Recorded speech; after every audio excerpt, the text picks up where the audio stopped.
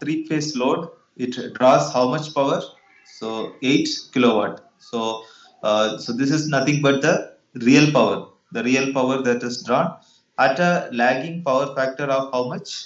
So it is drawn at a lagging power factor of 0.8. So which means that cos 5 is known to us, that is 0.8, and from that you can find the angle 5 if required.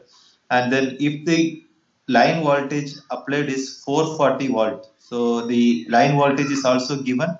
You have to find the complex power. You have to find the complex power and the line current. So complex power equation you know very well.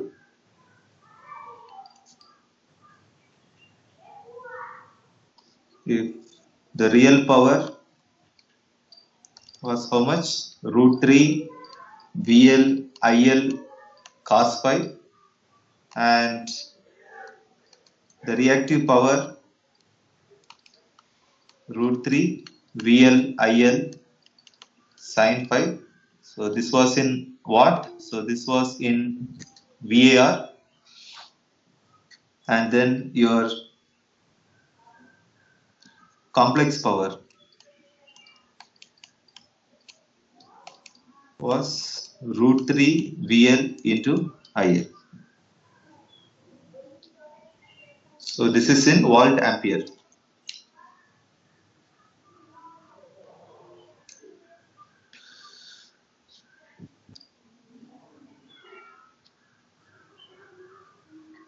So from this equation of real power,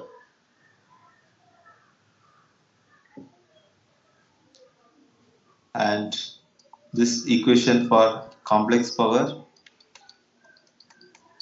we can write that P is equal to S, that is nothing but modulus of S, which is root of P square plus Q square cos phi. So from this we will be able to find this S is nothing but P divided by cos phi. So this is 8 divided by 0.8, which means 10.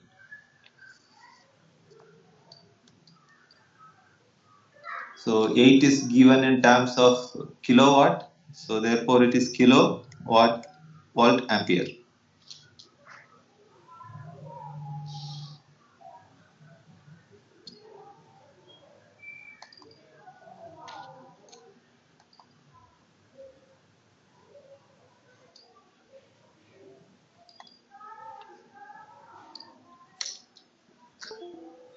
And we also know that the complex power is root 3 VL into IL, and this we have just obtained as 10 k watt ampere.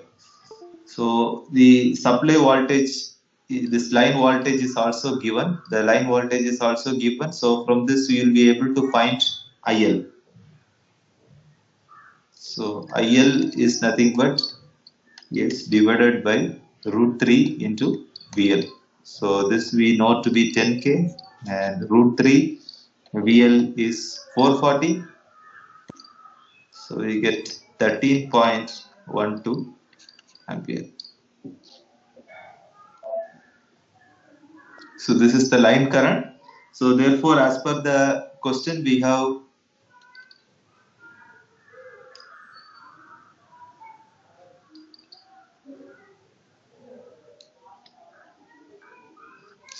calculated the complex power S as well as the line current IL.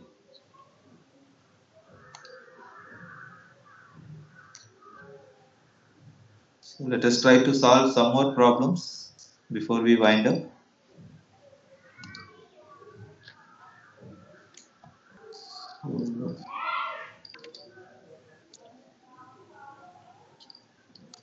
So, 15 volt line to line, 3 phase,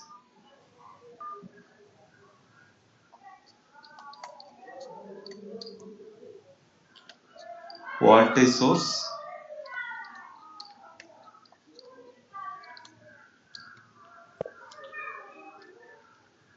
drawing a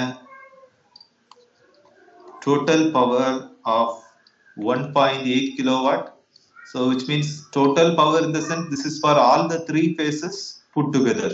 Okay. So if you want for a single phase, then you will have to divide it by 3.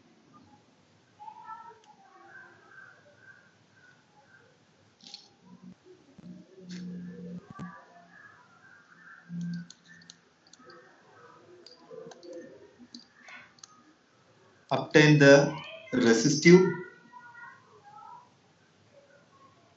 and reactive components of each phase impedance and assume the current to be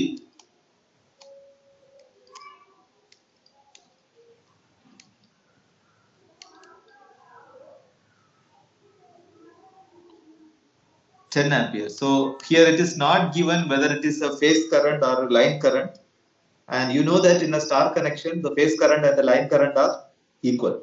Okay, so therefore no need to worry.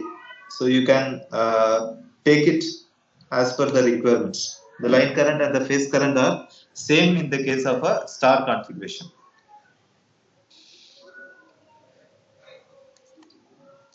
So what is the information available to us? So read the question carefully. There are 3 identical impedances R plus JXL, which means it is a RL network. So it's a RL configuration in all the 3 phases. Okay, it's an RL configuration in all the 3 phases, and this is the voltage, and this is nothing but the line voltage that is given. So from this you will be able to find the phase voltage because you know the relation between the line voltage and the phase voltage in the case of a star configuration. So what is that? VPH, the phase voltage is nothing but 1 by root 3 times the line voltage. So that is the relation between VL and VPH, and the it is drawing a total power of how much? 1.8 kilowatt. So from this you will be able to calculate what is the per phase power. The per phase power will be nothing but 1/3 of this, and obtain the resistive as well as the reactive components, which means you need to find what is R and what is XL. So let us proceed further. So to find the phase voltage, line voltage is known to us. It is the line voltage, that is line to line voltage is given here, L to L. So VL divided by root 3. So that is 415 divided by root 3. You will get around 240 volt. So this will be the phase voltage. And to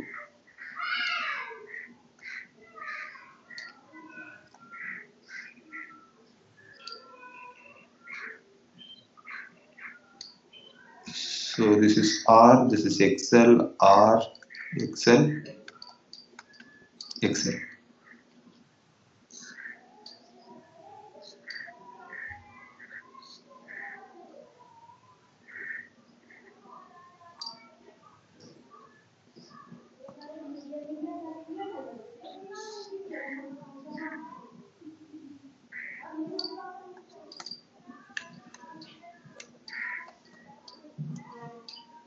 Okay, so this line to line voltage is what is given to us, R, that is 415 volt. So from this we have actually found the phase voltage. So this will be the phase voltage in this arm and this arm and this arm, which means this phase and this phase. So that is VPH. So that is nothing but 240 volt. And what is ZPH? ZPH, to know ZPH, let's say if this is the current IR, and this will be same as the phase current that is flowing here, and this is IB, and this will also be the same as the phase current that is flowing here. Now ZPH is nothing but VPH. So if you know VPH, so VPH divided by IPH will give you ZPH. So this is your ZPH. So that is 240 divided by 10. 10 is already given here. So this is 24 ohm. And now we need to find the resistive component and the reactive component. So before we proceed further, let us also find the per phase power. So we have to find the per phase power. So per phase power for all the three phases it is given as 1.8. So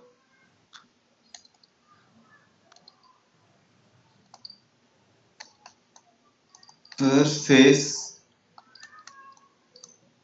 power is 1.8 divided by 3 into 10 to the power 3, that is 600 watt.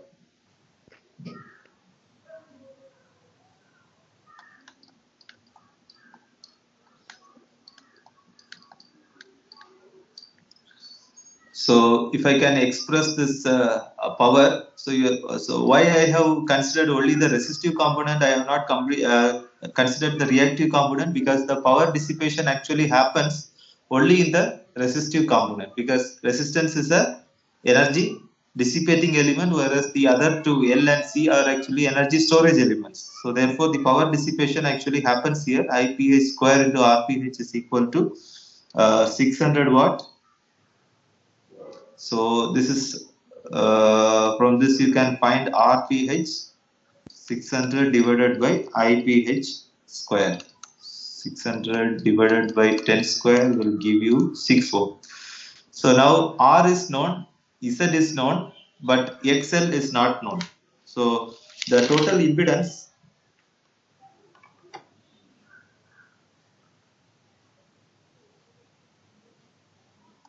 is nothing but root of RPH square plus XL square. So if you can, so from this you can also write your XPH square is equal to root of ZPH square minus RPH square. So that is root of 24 square. So this we have already computed in the previous step. Minus 6 square, we'll be getting around 23.23 ohm. So therefore, your ZPH is 6 plus J into 23.23. So we have computed the resistive as well as the reactive components in the individual phases.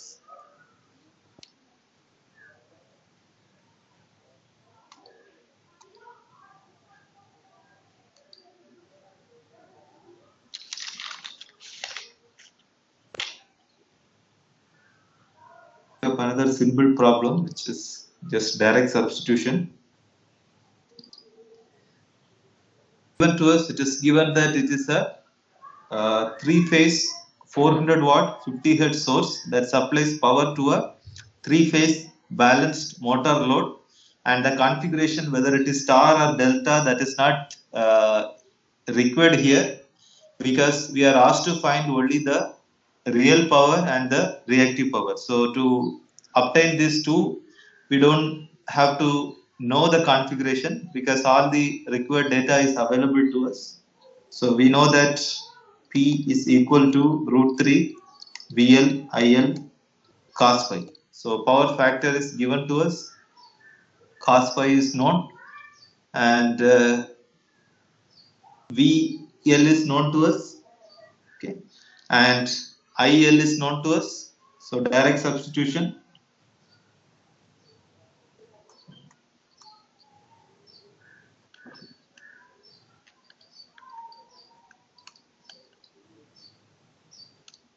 And since cos 5 is known to us, you can find 5. So 5 is cos inverse 0.85, whatever it may be, you can find that. So this will give you 14.72.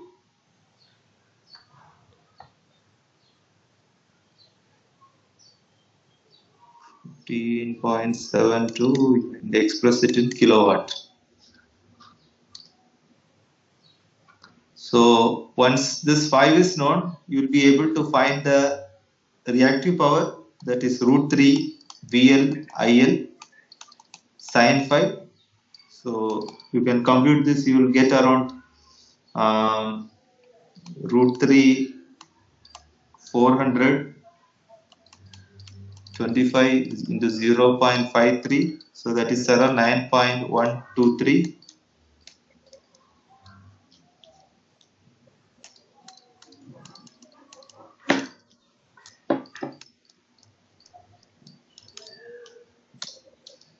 So you can check these calculations. So the complex power is root of P square plus Q square. You'll be getting around 17.32 kilowatt ampere.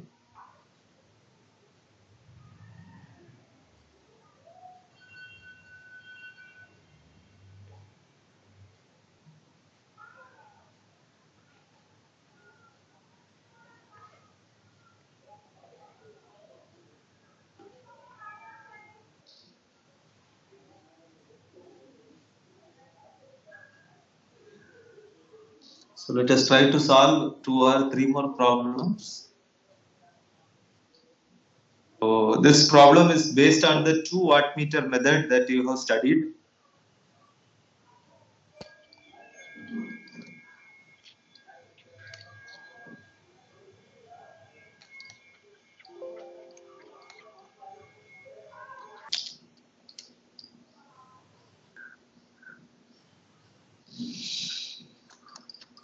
We'll continue. We'll try to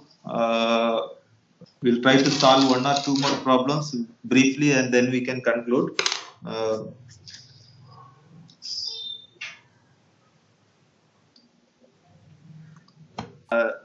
Data available to us. So here the readings of both the wattmeters are given. That is, first wattmeter gives you reading of plus 15 kilowatt, and this gives minus 4 kilowatt.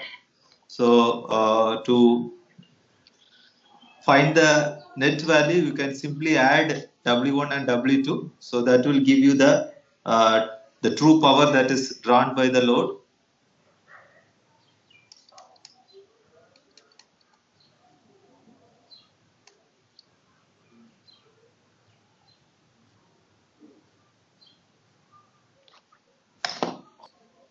So the true power drawn is nothing but the sum of W1 and W2. So that is 15 minus 4, that is equal to 11 kilowatt.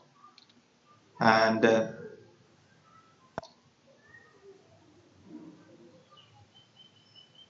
are known. So it will be easy for us to use the formula for power factor angle which we have derived in the theory. So you can recollect that tan phi which we have derived, that was root 3 into W2 minus W1 divided by W2 plus W1. So this is what we have derived.